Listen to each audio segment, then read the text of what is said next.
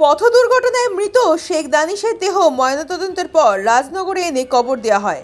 রাজনগর বারুদখানা গ্রামের বাসিন্দা শেখ দানিশ পথ দুর্ঘটনায় মারা যান। দুর্ঘটনাটি ঘটে চন্দ্রপুর থানার হীরাখুনির কাছে।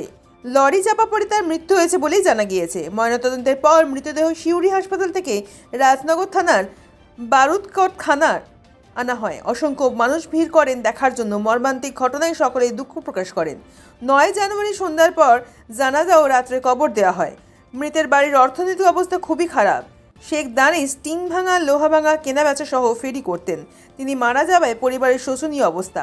পরিবারের সকলে অসহায় হয়ে পড়েছেন। তাই মৃতের বাড়ির সদস্য, আত্মীয়, গ্রামবাসীরা আর্থিক ক্ষতিপূরণ দেওয়ার দাবি জানাচ্ছেন। মৃতদেহ গ্রামে আসার পর মৃতের এক আত্মীয় শেখ আরব বলেন যে গাড়িতে দুর্ঘটনা ঘটিয়েছে তার মালিক আমাদের গ্রামে আসার কথা থাকলেও আসেননি, ফলে গ্রামবাসী ক্ষুব্ধ। তিনি বলেন মালিকের পক্ষ থেকে দরিদ্র দানিশের পরিবারটি যাতে আর্থিক সাহায্য সহযোগিতা করতে পারে তার দাবি জানাচ্ছি। সেই সময় তিনি আরও বলেন বাসিন্দাদেরও আমাদের এখনও পর্যন্ত সিদ্ধান্ত মালিকের তরফে সহযোগিতা না পেলে আমরা ময়নাতদন্তের পর দেহ নিয়ে চন্দ্রপুর থানায় যাব। যদিও কিছুক্ষণ পর সেই সিদ্ধান্ত থেকে তারা সরে আসেন। জানা যায় স্থানীয় জনপ্রতিনিধির সঙ্গে কথা বলে মালিকের তরফে আশ্বাস পেয়ে তারা দেহ কবরস্থ করেন।